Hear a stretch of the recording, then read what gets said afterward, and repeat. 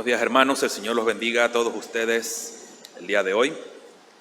Vamos a tener una breve oración en esta mañana para comenzar. Padre, queremos agradecerte, Señor, por este día que tú nos permites llegar, Señor, aquí a tu iglesia.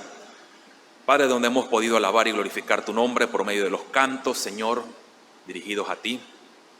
Señor, por medio de nuestras ofrendas, por medio de la lectura de tu palabra. Señor, y también por medio de la exposición de tu santo consejo en este tiempo. Padre, primeramente queremos pedirte perdón, Señor, por nuestros pecados. Señor, sabemos que hemos transgredido tu ley, Señor, te hemos ofendido a ti de muchas maneras, Señor. Hemos quebrantado, Señor, lo que tú dices en tu palabra. Padre, pero también vemos, Señor, como nos dice en primera de Juan, Señor, que si confesamos nuestros pecados, tú eres fiel y justo para perdonarnos, Señor, y limpiarnos de toda maldad. Padre, para que podamos tener nuestras manos limpias y nuestros corazones limpios también para estar delante de tu presencia. Señor, y en este tiempo que tú estás aquí con nosotros, Señor, y nosotros entramos delante de tu trono de gracia. Padre, para que por medio de tu Espíritu Santo, tu palabra sea clara, Señor, nos ayude, Señor, a ver aquellos pecados que están mal en nosotros, pero también que podamos ser fortalecidos, Señor, podamos ser animados, y también, Padre, que podamos cada día más caminar más y más, Señor, de acuerdo a tus preceptos y estatutos. Padre, bendice este tiempo, Señor, bendice este momento en el cual tu palabra es abierta, Señor, y te pedimos para que hables a nuestras vidas, Señor, por medio de tu palabra. Gracias, Señor, por todo, y te pedimos bendición en este tiempo, en nombre de Cristo Jesús. Amén. Hermanos, si puede buscar allí en sus Biblias el Evangelio de Marcos, capítulo 6, versículos 14 al 29.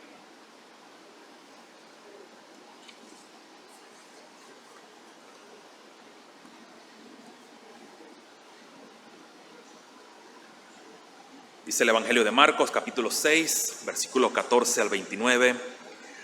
Oyó el rey Herodes la fama de Jesús, porque su nombre se había hecho notorio, y dijo: Juan el Bautista ha resucitado de los muertos, y por eso actúan en él estos poderes. Otros decían: es Elías. Otros decían: es un profeta o alguno de los profetas. Al oír esto, Herodes dijo: este es Juan, el que yo decapité, que ha resucitado de los muertos. Porque el mismo Herodes había enviado y prendido a Juan, y la había encadenado en la cárcel por causa de Herodías, mujer de Felipe su hermano, pues la había tomado por mujer. Porque Juan decía a Herodes: no te es lícito tener la mujer de tu hermano. Pero Herodías le acechaba y deseaba matarle, y no podía, porque Herodes temía a Juan, sabiendo que era varón justo y santo, y le guardaba a salvo. Y oyéndole se quedaba muy perplejo, pero le escuchaba de buena gana. Pero venido un día oportuno en que Herodes, en la fiesta de su cumpleaños, daba una cena a sus príncipes y tribunos y a los principales de Galilea, entrando la hija de Herodías, danzó y agradó a Herodes y a los que estaban con él a la mesa. Y el rey dijo a la muchacha: pídeme lo que quieras y yo te lo daré. Y le juró: todo lo que me pidas te daré, hasta la mitad de mi reino. Sabiendo ella, dijo a su madre: ¿qué pediré? Y ella le dijo: la cabeza de Juan el Bautista. Entonces ella entró prontamente al rey y pidió diciendo: quiero que ahora mismo me des en un plato la cabeza de Juan el Bautista. Y el rey se entristeció mucho, pero a causa del juramento y de los que estaban con él a la mesa, no quiso desecharla. Y enseguida el rey, enviado a uno de sus guardias, mandó que fuese traída la cabeza de Juan. Y el guarda fue, le decapitó en la cárcel, y trajo su cabeza en un plato y la dio a la muchacha, y la muchacha la dio a su madre. Cuando oyeron esto, sus discípulos vinieron y tomaron su cuerpo y lo pusieron en un sepulcro. Esto que hemos leído es la palabra del Señor. Pueden tomar asiento, mis queridos hermanos.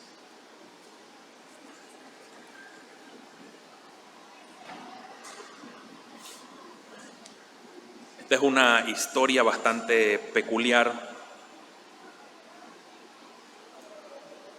Pero para entrar un poquito en el tema y poder ver un poquito lo que vamos a estar tratando el día de hoy, quiero contarles una pequeña historia, o más que una pequeña historia, es un personaje histórico. se llama Máximo el Confesor, o Máximo o Homologitis. Y este personaje, valga la redundancia, es un personaje de la historia de la iglesia, el año 580 al año 662 después de Cristo. Y hay algo interesante en él. Él era un defensor de Calcedonia. Usted puede buscar más datos porque hay bastantitos datos de él. Y por causa de apoyar Calcedonia, es decir, que Cristo es verdadero Dios y verdadero hombre, fue desterrado. En el año 662, cuando él tenía 82 años, las autoridades eclesiásticas deciden que era necesario cortarle la lengua y cortarle la mano derecha para que no siguiera hablando de esto, de que Cristo es verdadero Dios y verdadero hombre. Máximo fue un defensor de la verdad, un defensor de, en este caso, credo de Calcedonia, o lo que enseña Calcedonia. Y quiero hacer el paralelo porque podemos ver a Máximo como un mártir de la iglesia. Y lo que vamos a estar viendo el día de hoy, realmente acerca de el mártir Juan el Bautista, el profeta de Dios. Si usted conoce el Evangelio de Juan, capítulo 1, donde él dice, él vino a dar testimonio acerca de la luz. La palabra griega que usa, él no era la luz, sino que él vino a dar testimonio de la luz. Dice, él vino a hacer martiría o martirici de la luz, porque él no es fotos, él no es la luz. Por lo cual entonces, haciendo este contraste, podemos ver el mártir Juan el Bautista, el profeta de Dios. Y usted puede ver entonces toda esta porción del 14 al 29 nos pareciera un paréntesis en todo lo que se está narrando acerca de Jesús, pero nunca deja de ser importante porque Juan tenía un propósito. Ya la fama de Jesús se había extendido por todas partes debido a sus milagros. Si usted recuerda los capítulos anteriores, empieza a hablar, toda la fama se había extendido. ¿Por qué? Porque sanaba enfermos, resucitaba muertos, sacaba demonios. Dice, se había extendido por todos lados su fama. Y la fama de Jesús llega a oídos de Herodes. Pero ¿qué pasa con este hombre? Él dice, ese Jesús realmente es Juan el Bautista que resucitó, porque yo fui el que mandé a matar a Juan. Entonces Juan Marcos, que es el autor del Evangelio, aprovecha esto aquí y nos recuerda un poquito de qué fue lo que pasó con Juan el Bautista. Si nosotros retrocedemos unas cuantas páginas atrás en el capítulo 1, versículos del 2 al 8, nos dice quién es Juan el Bautista. Y dice del profeta Isaías, he aquí yo envío mi mensajero delante de tu faz, el cual preparará tu camino delante de ti. Voz del que clama en el desierto, preparad el camino del Señor, enderezad sus sendas. Y después dice, bautizaba a Juan en el desierto y predicaba el bautismo de arrepentimiento para perdón de los pecados. Allí vemos entonces que se nos dice qué hacía Juan. Pero si vamos a Mateo, capítulo 3, versículo 4, nos da otro detalle acerca de Juan el Bautista, y es una vestimenta bastante peculiar. Dice versículo 4, que Juan estaba vestido de pelo de camello y tenía un cinto de cuero alrededor de sus lomos, y su comida era grillos y miel silvestre. No langosta del mar, grillos y miel silvestre. Y ahí mismo en Mateo capítulo 3, versos 11 y 12, Juan el Bautista nos habla acerca de su mensaje. Yo a la verdad os bautizo en agua para arrepentimiento, pero el que viene tras mí, cuyo calzado no soy digno de llevar, es más poderoso. Él os bautizará en Espíritu Santo y fuego. Es decir, que vemos aquí cuál era el contenido de su mensaje. Arrepiéntanse. Y eso le chocaba claramente a todo el mundo, incluyendo a Herodías. Su mensaje era muy fuerte. Ahí mismo en capítulo 3, versículo 7, dice que muchos de los fariseos y los saduceos venían al bautismo y él les decía: generación de víboras, ¿quién les ha enseñado a huir de la ira venidera? Ese era el contenido del mensaje de Juan. Usted lo puede ver hasta el 10. Juan entonces, o mejor dicho, Herodes, teniendo todo esto en cuenta, recuerda un poco quién es este personaje. Dice: yo lo maté. ¿Cómo es posible, Jesús, cómo es posible que él esté vivo nuevamente? Es que resucitó.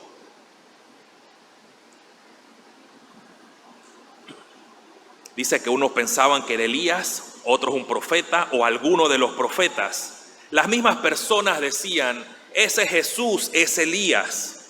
Si usted recuerda un poco acerca de Elías, él era un profeta poderoso. Él pidió que hubiera sequía, hubo sequía. Después, ¿qué pasó? Dijo que caiga la lluvia y el Señor hizo que cayera la lluvia. También resucitó un niño, se lo llevó una carroza de fuego. La gente conocía acerca de Elías y decían: ese Juan, ese Jesús es Elías. No, tal vez es alguno de los profetas. ¿Pero por qué? Por los milagros que él estaba haciendo. Escuchar lo que Jesús decía y hacía hizo que Herodes pensara: Juan resucitó. Yo lo decapité, pero resucitó. Si usted ve versículo 17, vemos el motivo por el cual él estaba allí preso. Él lo arrestó por causa de su propia mujer. Dice que Herodes quería protegerlo, pero era protegerlo también de su propia mujer. Porque dice: pues la había tomado. ¿Por qué Herodías odiaba tanto a Juan? Porque él decía: no te es lícito tener la mujer de tu hermano. Es impropio, es pecado, es contra la ley de Dios. Es decir, ella lo odiaba. Ver el versículo 19, dice: Herodías le acechaba y deseaba matarle, pero no podía. Ella no podía llevar a cabo su perversión de matar a Juan. ¿Cuál es el contenido entonces del mensaje de Juan aquí? No te es lícito tener la mujer de tu hermano. Eso nos lleva a lo que dice los 10 mandamientos, de mandamiento número 7. No cometerás adulterio. Ni más ni menos es lo que Juan estaba acusándole. No te es lícito tener a la mujer de tu hermano porque es adulterio. Y si nosotros recordamos un poco acerca de las implicaciones positivas y negativas dentro de los mandamientos, podemos ver que no es solamente no cometer ningún tipo de pecado de inmoralidad sexual, sino también el hecho de mantener la mente y el cuerpo casto.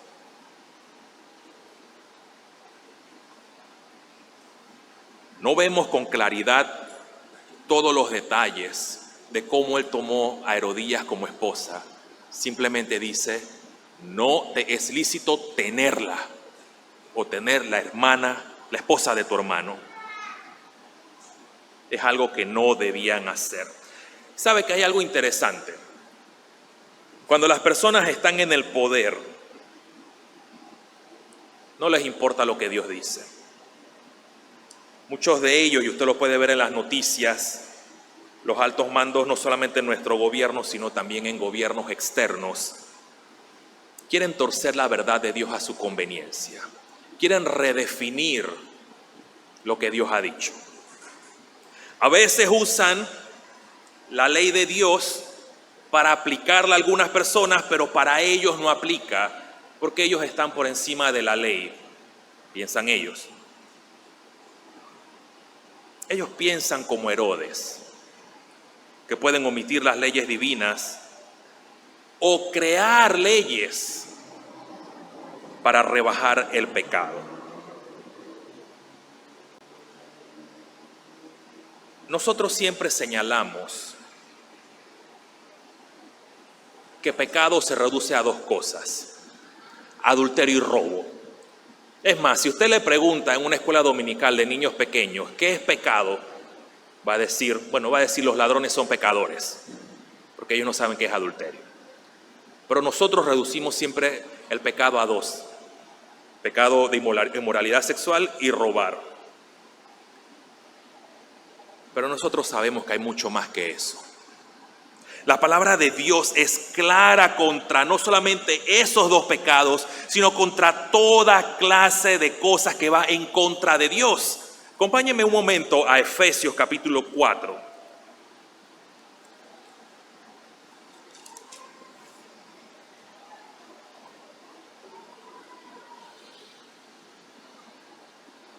De versículo 17 al 32 hay una lista de todas las cosas que son pecaminosas, pero que nosotros debemos dejar porque son del viejo hombre. Lo primero dice: esto pues digo y requiero en el Señor, no andar como los otros gentiles que andan con la mente envanecida.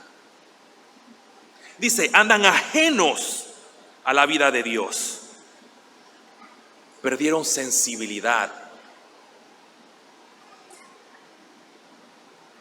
Versículo 20 dice, pero nosotros cristianos no hemos aprendido así de Cristo. Dice, si en verdad la habéis oído y habéis sido enseñados conforme a la verdad que está en Jesús. Y él ahora dice, en cuanto a esa pasada manera de vivir, teniendo el entendimiento entenebrecido, no la vivamos. Debemos vivir de nuevo hombre, vestidos de nuevo hombre. Dice, creado según Dios en la justicia y santidad de la verdad. Y él después dice, desecha la mentira, airaos pero no pequéis, el que hurtaba no hurte más. Ninguna palabra corrompida salga de vuestra boca. Es decir, no solamente la mentira, sino el bochinche, la murmuración. Dice, todo lo que sea corrompido, sácalo, no lo hagas. ¿Qué más añade Pablo? No contristéis al Espíritu Santo. No entristezcas al Espíritu Santo. Quítese de vosotros toda amargura, enojo, ira, gritería, maledicencia y toda malicia. De una u otra manera nosotros hemos pecado, como dice el versículo 31. Y versículo 32 dice, sed benignos unos con otros, misericordiosos los unos con los otros. Lo mismo dice Pablo también en Colosenses capítulo 3, versículos 5 al 11. Dice, deja todas estas cosas que son acerca de inmoralidad sexual, pero después dice también, pero también quita todo esto: amargura, enojo, gritería, maledicencia. No se reduce a dos cosas. Se reduce a todo lo que el hombre hace que va contra Dios y daña al prójimo. Pablo dice en Romanos capítulo 6, versículo 23, que hay consecuencias por causa del pecado. La paga del pecado es muerte. Y Herodes sabía que Juan tenía razón. ¿Pero qué prefería él? Él prefería haber guardado a Juan en un ladito para que la esposa no lo dañara, pero prefería seguir en su pecado. ¿No le parece que muchas personas actúan de igual manera? Por ejemplo, no sé cómo es su trabajo, pero ¿no le ha pasado que a veces con sus colegas o tal vez familiares que no son creyentes, a veces sucede con familiares creyentes, o sus vecinos, usted le dice, oye amigo, o primo, tío, abuelo, o sea quien sea, eso que estás haciendo es contrario a las Escrituras, es contrario a lo que Dios dice? ¿Cuál es la reacción? Le dan un abrazo, ¿cierto? Lo miran de tal manera que parece que hubiera un fueguito en los ojos, porque odian escuchar lo que usted acaba de decir. A veces le quitan el habla. En otras ocasiones no hay que decir nada. Simplemente, si tiene muchos compañeros de trabajo que no son cristianos, con el hecho de que sepan de que usted o yo somos cristianos, ya eso es molesto. Pero hay algo interesante con respecto a Juan el Bautista.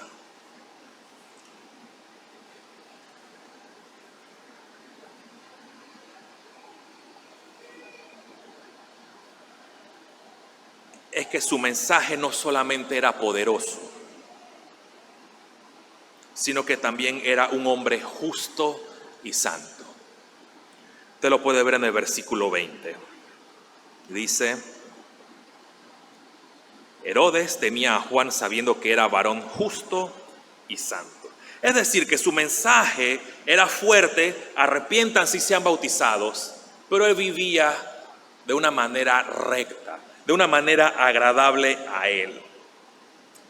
Y esta característica es bastante particular porque es lo mismo que se dice, déjeme buscárselo, en Mateo capítulo 1, versículo 19, acerca del papá o el padre de nuestro Señor Jesucristo, padre terrenal de nuestro Señor Jesucristo. José, su marido, como era justo y no quería infamarla, quiso dejarla secretamente. Juan el Bautista tenía ese carácter de vivir de acuerdo a los preceptos y estatutos que Dios había declarado. Y sabe que él también es un ejemplo para nosotros de cómo debemos vivir nuestras vidas. Por ejemplo, la Biblia nos habla de los justos y los rectos. Y si usted puede ir conmigo a Proverbios capítulo 10, versículo 6.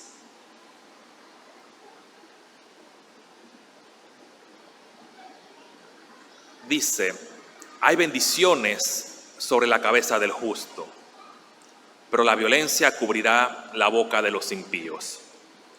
Allí mismo vaya conmigo, versículo 9. El que camina en integridad anda confiado, mas el que pervierte sus caminos será quebrantado. Es un ejemplo para nosotros de cómo vivir, andar en rectitud, andar en santidad, caminar como es agradable al Señor. Como dice el versículo 9, si caminas en integridad, puedes ir confiado. ¿Por qué? Porque uno en rectitud y justicia, en integridad, puede andar confiado. Porque sabe que el Señor va con él. Porque estamos viviendo de acuerdo a lo que Él ha declarado. Y eso es exactamente lo que hacía Juan. Si me acompaña a Lucas, capítulo 7, otra característica de Juan. Lucas, capítulo 7.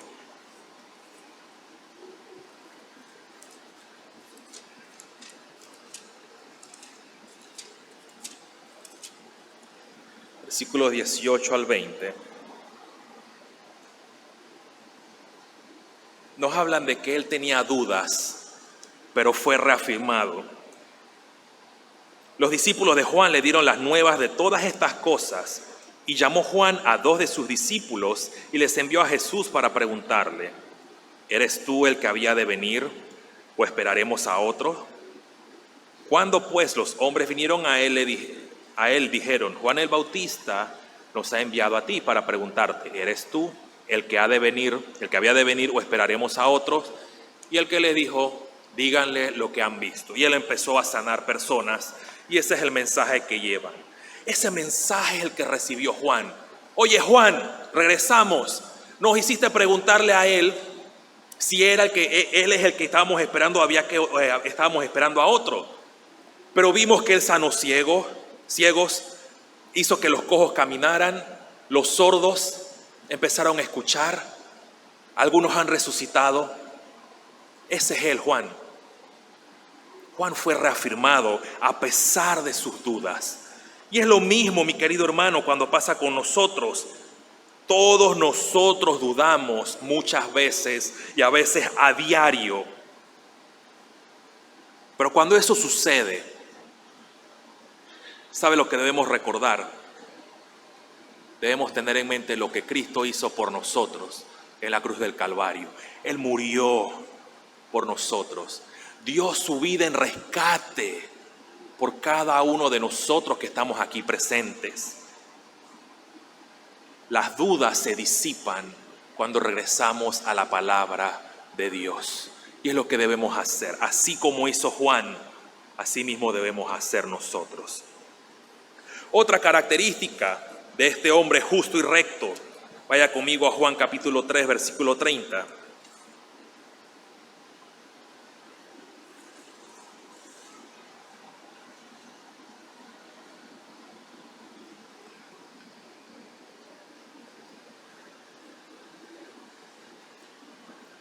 Juan dice, es necesario que Él crezca, pero que yo mengüe. ¿Qué estaba sucediendo aquí en Juan 3? Jesús estaba teniendo más discípulos. Algunas personas estaban dejando a Juan y se iban con Jesús. Le dicen, bueno, nos estamos quedando sin gente. ¿Qué vamos a hacer? Vamos a hacer una revuelta.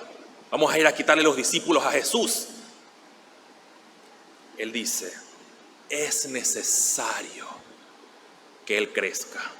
Es necesario que Él sea puesto en el centro, pero que yo disminuya, que yo vaya apagándome, que yo desaparezca del mapa. Porque el propósito de Juan era ser una voz solamente en el desierto. Él solamente tenía que preparar el camino para cuando viniera el Señor. ¿Qué vemos aquí entonces? Actitud de humildad.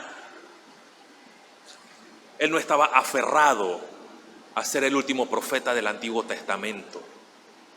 Él no estaba buscando una posición, sino que él entendía cuál era su propósito. ¿Cuál era su propósito? Él no era la luz, sino dar testimonio, dar martiría de la luz. Porque Cristo es la luz del mundo, dice Juan capítulo 1. Debemos aprender, todos nosotros, que somos simplemente esclavos del Señor. No estamos llamados a buscar posiciones, ni a brillar un poquito más que los otros. Debemos guardarnos y cuidarnos de querer exaltarnos. ¿Qué hizo Juan? A Cristo. Mira a Cristo. ¿Qué dijo Pablo? No me imiten a mí. Después dice que lo imitaran, pero dice, imiten a Cristo. A Él es a quien deben ver. Y cuando alguien quiere empezar a seguirlo a usted, yo escuchaba hace unos años atrás que algunas personas decían, es que yo tengo 15 discípulos. Claro, discípulos del infierno serían, seguidores de hombres. Es a Cristo a quien tienen que seguir. Juan sabía que solamente debía exaltar el nombre del Mesías. Pero otra cosa también que podemos ver de Juan es la actitud aún en medio de la muerte y persecución. Acompáñenme un momento a Salmos capítulo 34, versículo 19.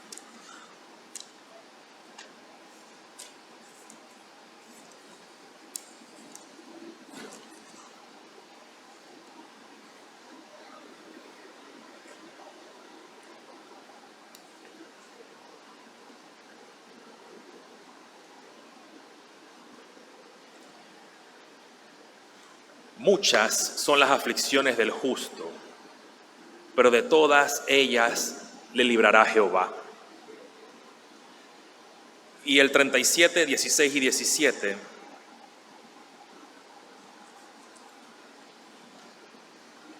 Mejor es lo poco del justo que las muchas riquezas de muchos pecadores, porque los brazos de los impíos serán quebrantados, mas el que sostiene a los justos es Jehová. ¿Por qué la importancia entonces de tener una vida de acuerdo a la palabra de Dios? Muchas veces decimos, Señor, lo que pasa es que yo soy perseguido porque yo soy tu hijo favorito, pero la tienen conmigo. Yo soy la oveja negra en mi trabajo. Yo soy la oveja negra en mi familia. Pero la vida de esa persona es totalmente contraria a las Escrituras. Eso no es ser oveja negra. Eso es poco importa con el Señor. Eso es simplemente consecuencia de su propio pecado. Pero lo que vemos de Juan el Bautista es que él podía ser confortado porque él era un hombre justo y recto en medio de la persecución y muerte. Él estaba allí encerrado por causa de su mensaje. No te es lícito tener a la mujer de tu hermano. Y había entonces un cuartito allí para él. Por eso erróneamente pensamos que Juan solamente era poderoso por ser es que él era el primo de Jesús. No, él es poderoso porque él es un profeta. Pero si vemos todo lo que mencionamos en estos textos, no solamente era un mensaje, sino su vida acompañaba ese mensaje. ¿No cree que eso es algo que usted y yo debemos hacer, mi querido hermano? ¿No cree que esa debería ser la manera de vivir? Es fácil pararse en el púlpito y decir un montón de versículos y decirle a todos los que están sentados cómo deben vivir, pero el que está aquí parado no lo vive. Eso es hipócrita. Pero de igual manera, para cada persona, pedirle a todos los demás que dejen su pecado, cómo deben vivir, pero a la hora de la hora no lo vivimos. Santiago dice, palabras más bonitas para no usar el término hipócrita: el hombre de doble ánimo es inconstante en todos sus caminos. ¿Y cuál es la palabra? Hipócrita. Y es lo que denunciaba Juan y nuestro Señor Jesucristo. Vivir vidas que sean agradables a nuestro Señor Jesucristo. Usted sabe que el Catecismo de Heidelberg, la pregunta 1, nos dice: ¿cuál es tu único consuelo tanto en la vida como en la muerte? No es solamente en cuanto a salvación, mi querido hermano. Heidelberg nos dice que yo, con cuerpo y alma, tanto en la vida como en la muerte, no me pertenezco a mí mismo, sino a mi fiel Salvador. Es decir, yo no me pertenezco a mí mismo, dice Gálatas 2:20. Jesucristo, que me libró del poder del diablo, satisfaciendo enteramente con preciosa sangre por todos mis pecados, y me guarda de tal manera que sin la voluntad de mi Padre Celestial ni un solo cabello de mi cabeza puede caer. Antes es necesario que todas las cosas sirvan para mi salvación. ¿Qué atravesó Juan? Cárcel. Todo ayuda para bien a los que aman a Dios.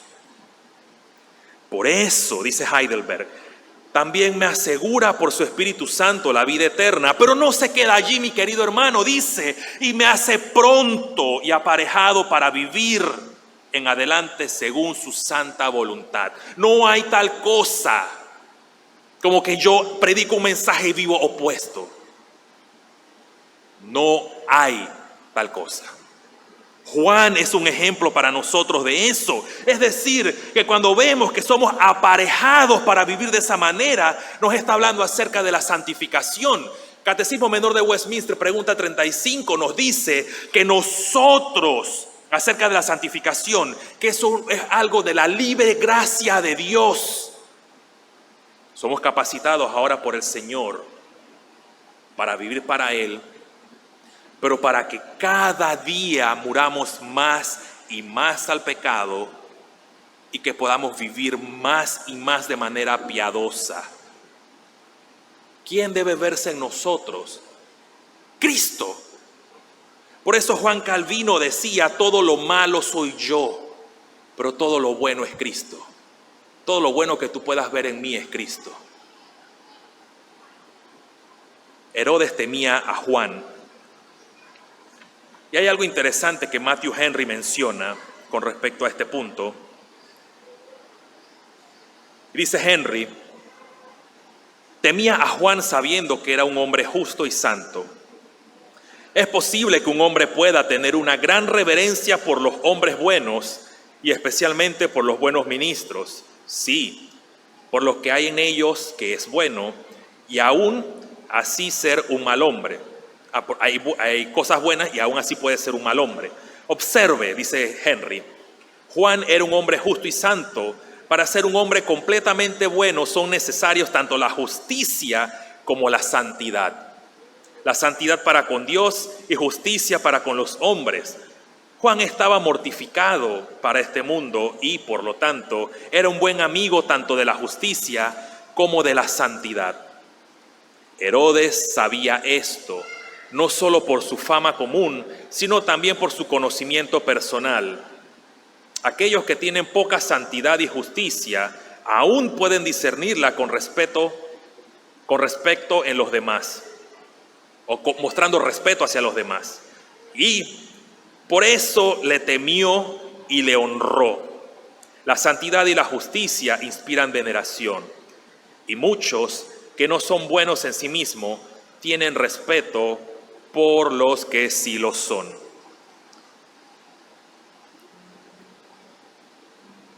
¿Tiene ese respeto de las personas que lo rodean, mi querido hermano? Son preguntas que vale la pena. Todo aquel que vive en rectitud y justicia, hay dos cosas que van a pasar o van a pasar en paralelo. Muchos lo van a respetar y muchos lo van a respetar y odiar a la vez, como le pasó a Juan. Aunque sea en ambos casos, aunque lo aprecien, cuando viene el momento de denunciar el pecado, la persecución, aborrecimiento va a venir por causa del Evangelio. Siempre, mi querido hermano, es por causa del Evangelio. Versículos 21 al 25, nuevamente de Marcos. Nos dice que había una fiesta de cumpleaños. En la fiesta de cumpleaños daba una cena a sus príncipes y tribunos y los principales de Galilea.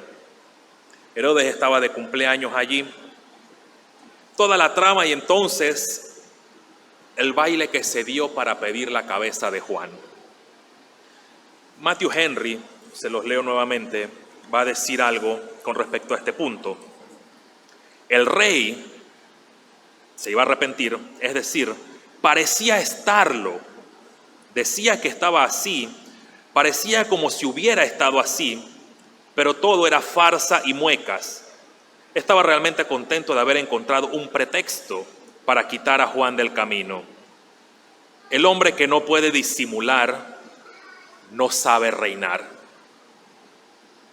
Hay que arrepentirse de los juramentos pecaminosos y por tanto no cumplirlos, porque el arrepentimiento es la ruina de lo que hemos hecho mal en la medida en que esté en nuestro poder. Cuando el emperador Teodosio fue instado por un pretendiente con una promesa, él respondió: lo dije, pero no lo prometí si era injusto.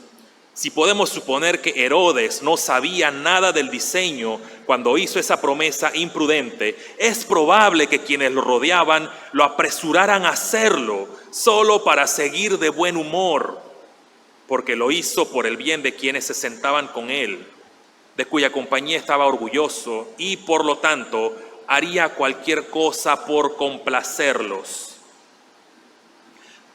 Esto nos demuestra, él le tenía miedo a la mujer, por eso escondió a Juan. Quería estar encompinchado, en buen panameño, con todos sus príncipes. Eso nos demuestra entonces que Herodes era un hombre sin carácter. Y por ser un hombre sin carácter era incapaz de ejercer un gobierno justo. Nosotros debemos rechazar este tipo de vidas. Este tipo de vida, mejor dicho. Si hay algo que es injusto y pecaminoso, por más que digamos que se va a hacer algo o se va a llevar a cabo, si hay pecado, si lleva al mal, no debemos hacerlo. Cuando nosotros vemos acerca del falso testimonio, no dirás falso testimonio contra tu prójimo, Catecismo Mayor de Westminster amplía un poquito más acerca de ese tema y nos habla de evitar lo que son promesas ilícitas o votos ilícitos. ¿Por qué esto era un voto ilícito? Lo que tú quieras te voy a dar. Estaba en juego la vida de una persona. Herodes podía no haber decapitado a Juan, pero prefirió obrar en injusticia. Versículos 26 al 29, y el rey se entristeció mucho, pero a causa del juramento y de los que estaban con él a la mesa, no quiso desecharla. Voy a hacer una pregunta antes de entrar acá a los versículos estos. ¿Cómo hubiera reaccionado usted, hombre o mujer del siglo XXI, que vivimos en Estado de Derecho, bajo las leyes romanas, y que mi voz se escuche? ¿Cómo hubiera reaccionado usted al ser encarcelado de manera injusta?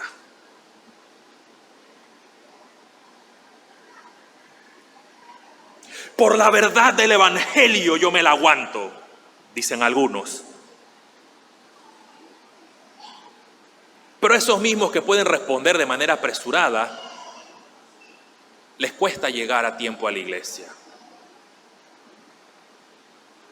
Hay un cumpleaños el domingo, ¡ay, a la vida! Tengo que escoger entre el cumpleaños y el culto. No hay problema, son 52 domingos, uno cumpleaños una vez al año.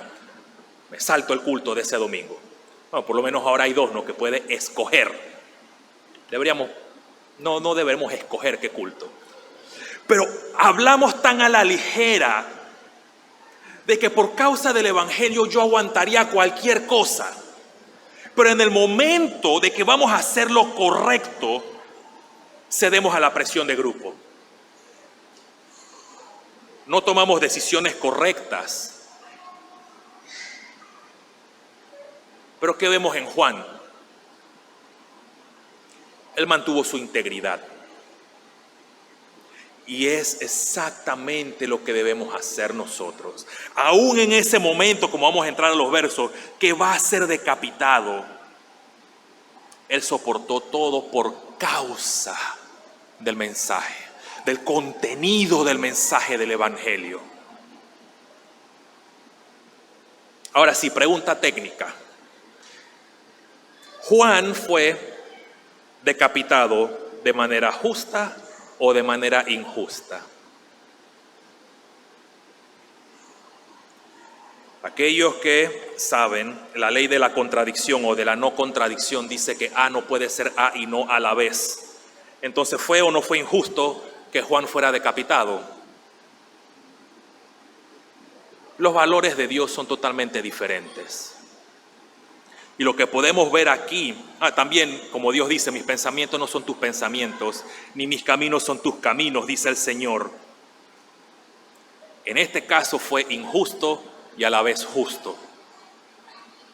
¿Por qué injusto? Porque fue por un capricho, para silenciar al profeta de Dios. Pero fue justo, porque todo aquel que es mi discípulo, dice el Señor, debe tomar su cruz cada día y seguirme. El cristiano va a sufrir persecución, mi querido hermano, de una u otra manera. Es por eso la importancia de que tanto el mensaje como la vida del mensajero, tanto del cristiano que manifiesta ser cristiano, debe vivirlo esté donde esté.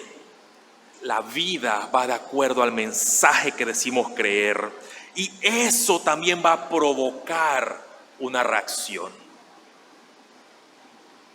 El cristiano no puede vivir una vida en santidad por sí mismo, mi querido hermano. No es por nuestros propios esfuerzos. ¿Sabe por qué nosotros muchas veces vivimos derrotados, entre comillas, y de pecado en pecado y no nos podemos levantar? Porque confiamos en nuestras fuerzas. Señor, el día de hoy te fallé. Señor, el día de hoy no fui tan ferviente en mi oración. Señor, el día de hoy no leí 3 horas mi Biblia. No digo que no hay que hacerlo. Señor, a pesar de que yo me esfuerce, yo no puedo. Yo necesito que tú estés allí conmigo, como dice Juan, el Paraclitos, que tú me asistas cada día, que en esos momentos difíciles tu Espíritu Santo me recuerde lo que leí durante esas 3 horas. Porque no podemos vivir apartados de la palabra de Dios, ni del obrar del Espíritu Santo. No tenemos poder en nosotros mismos, mi querido hermano. Si nosotros fuéramos capaces de vivir la vida cristiana en nuestras propias fuerzas, nos hubiéramos podido salvar a nosotros mismos y no hubiéramos necesitado de Cristo. Nuestra santidad, mi querido hermano, descansa en la palabra de Dios y en el obrar del Espíritu Santo. La predicación de la palabra del Señor descansa en la palabra de Dios y en el obrar del Espíritu Santo. Cuando no podemos, cuando algo nos supera, ¿dónde debemos ir? A la palabra de Dios y al obrar del Espíritu Santo en nuestras vidas. ¿Cómo entonces hacemos para vivir vidas santas y agradables a Dios? Dice Juan: yo soy la vid, vosotros los pámpanos. Sin mí, apartados de mí, apartados de la vid verdadera, nada podéis hacer. Apartados de Cristo, nada podemos hacer. Y eso lo entendió muy bien Juan el Bautista.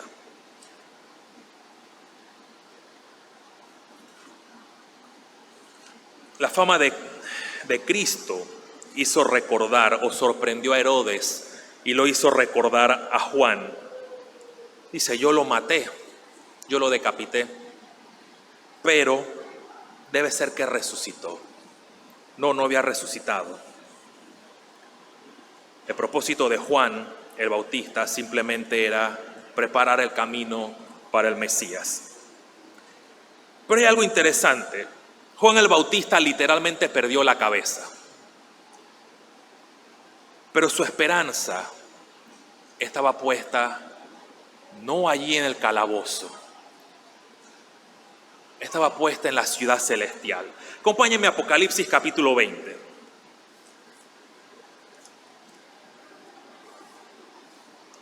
Versículos 4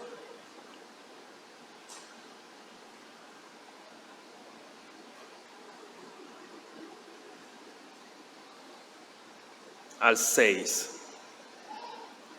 Dice: vi tronos y se sentaron sobre ellos los que recibieron facultad de juzgar. Y vi las almas de los decapitados por causa del testimonio de Jesús.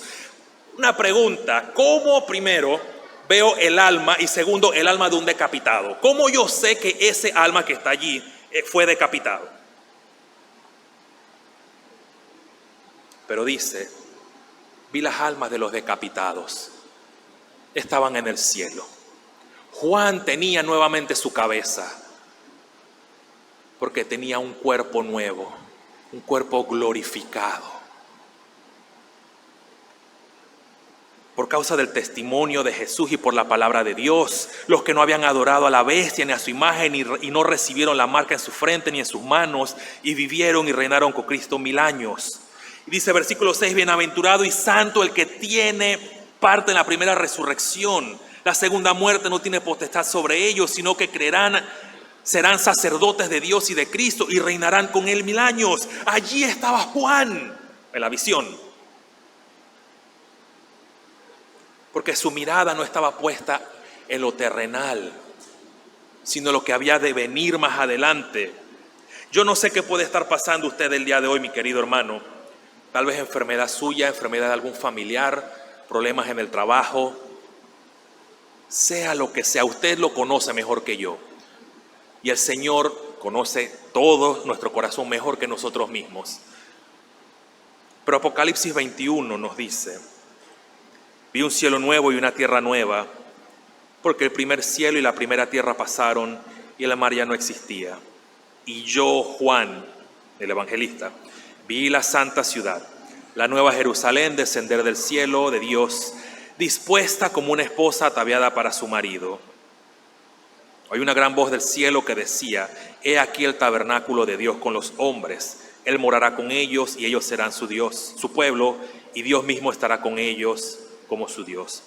Enjugará Dios toda lágrima de ellos, de los ojos de ellos, y no habrá muerte, ni habrá más llanto, ni clamor, ni dolor, porque las primeras cosas pasaron. Esto que usted esté pasando o que estemos atravesando es algo pasajero. Yo no estoy menoscabando o diciendo que es poco importante lo que usted esté atravesando. Pablo dice en Romanos 8:16, tengo por cierto que las aflicciones del tiempo presente no son comparables con la gloria venidera. ¿Cuál es esa gloria venidera? Estaremos con Cristo para siempre y eternamente. Esa es la esperanza, mi querido hermano. Esperanza que tenía Juan, esperanza que vino Cristo a traer a todos los hombres y esperanza que tenemos usted y yo hoy día. No plena, parcial, pero que será plena cuando estemos en el cielo con Él en la gloria. Mi querido hermano, no desfallezcamos. Y así como Juan en medio de la mortandad, porque él sabía que iba a morir, puso su esperanza en Cristo, usted y yo, no importa lo que atravesemos, debemos recordar y tener siempre nuestra esperanza puesta en Cristo. Vamos a orar. Padre, te agradecemos, Señor, por el tiempo que nos has dado con tu palabra. Padre, gracias porque tu palabra es clara, Señor, y pudimos ver este ejemplo de Juan el Bautista. Señor, cómo vivió una vida agradable a ti, vivió una vida recta y justa, Señor, delante de ti. Pero por predicar, Señor, tu verdad, por predicar el mensaje tal y cual como tú lo habías dado, Señor, Él murió dando testimonio, Señor, de la luz, de que todos tenían que poner su esperanza en Cristo. Padre, de esa misma manera nosotros debemos recordar que nuestra esperanza, Señor, no está puesta en esta tierra, sino en ti, Señor, que nos has prometido que en el cielo hay moradas, Señor, hay casas para todos aquellos que son parte de tu pueblo. Padre, gracias una vez más por tu misericordia infinita y tu cuidado para con nosotros. Padre, bendice a cada uno de mis hermanos, Señor, fortalece a aquellos que están pasando tiempos difíciles. Gracias por todo, en nombre de Cristo Jesús. Amén.